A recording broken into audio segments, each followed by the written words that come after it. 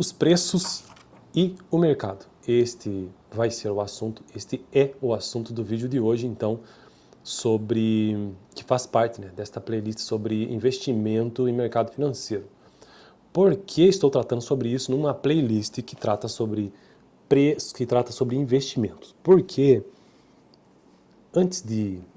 para se realizar investimento, eu acho, na minha opinião, extremamente importante que você entenda um pouco sobre economia.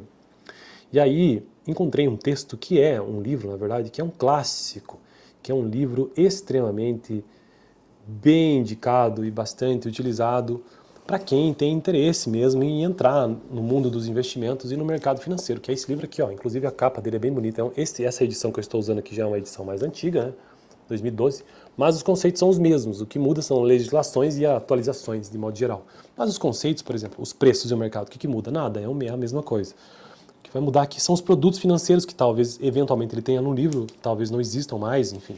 Ou a explicação do sistema financeiro nacional, que já mudou, mas de modo geral ele traz conceitos que são, digamos assim, quase que fixos nessa situação. Então vamos entender o que são os preços e o mercado segundo o professor Alexandre Azaf Neto no livro dele, no capítulo sobre intermediação financeira, que é o capítulo 1 deste livro, inclusive. Tem que entender essa ideia de intermediação financeira, os preços e o mercado.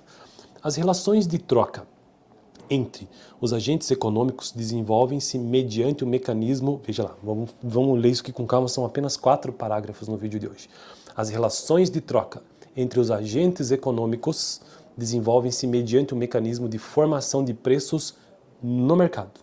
Formação de preços no mercado. Então, essa relação entre os agentes é no mercado. O que acontece? Quando o preço é fixado num intercâmbio, há também a geração de informação de valor pela qual o vendedor ou o comprador estariam dispostos a negociar um bem.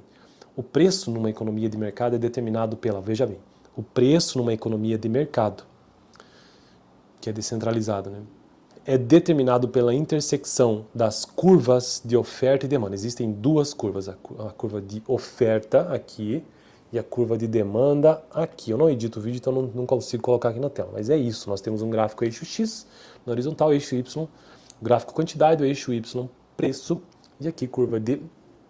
Cadê? Curva de oferta e curva de demanda. Basicamente elas se cruzam. Então, o preço numa economia de mercado é determinado pelo encontro dessas duas retas, né? Pela oferta e pela demanda, a qual exprime o ponto de equilíbrio do mercado.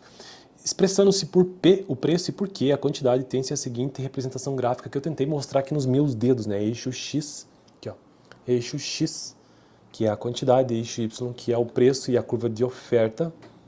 Vamos ver aqui se eu consigo fazer aqui, vai ser meio ruim de fazer aqui, né? Mas se eu fosse fazer aqui, ó, oferta seria assim, né?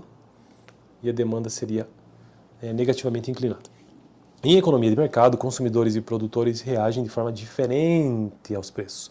O ponto E indica o equilíbrio entre a oferta e a procura de bens e serviços, ou seja, nesse nível,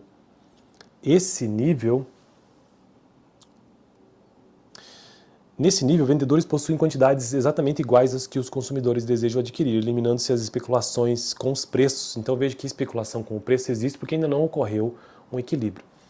Estou lá para comprar um fundo de investimento, que seja um fundo imobiliário.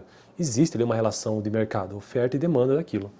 Ao ocorrer a procura de maior quantidade de um bem, o mecanismo do mercado fará com que os preços se elevem. Então existe uma procura, uma demanda maior para um certo bem, então os preços eles subirão, atraindo maior quantidade de produtores. Por outro lado, se um produto for encontrado em quantidade maior a desejada pelos consumidores, a concorrência forçará a redução de seus preços, incentivando o seu consumo. O modelo de formação de preços enquadram-se essencialmente na análise do equilíbrio parcial e do equilíbrio geral.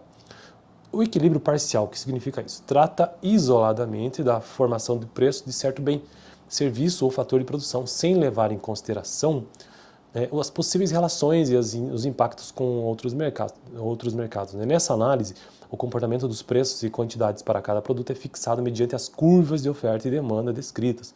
Por exemplo, A formação de preços de verduras e legumes em determinado mercado não costuma promover repercussões sobre outros setores da economia e é considerado uma análise de equilíbrio parcial.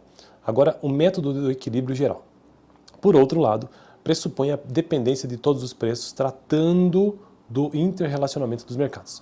Variações de preços que venham a ocorrer no mercado exercem, por esse método, uma análise dos preços e influencia sobre os demais mercados. Um produto que permite inúmeros usos, como o petróleo, por exemplo, de mercado interrelacionado, cujas variações de preços repercutem sobre os demais setores da economia. Então veja que aqui também há o conceito do que seja um equilíbrio parcial e um equilíbrio geral.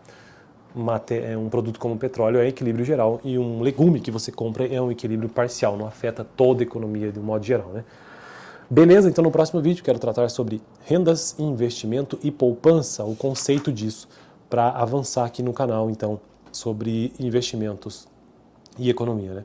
Hoje nós vimos o que são preços e o mercado e que existe uma relação entre oferta e demanda sempre numa economia de mercado, e também entendemos o que é um produto que gera equilíbrio parcial e um produto que gera equilíbrio geral, que são coisas distintas.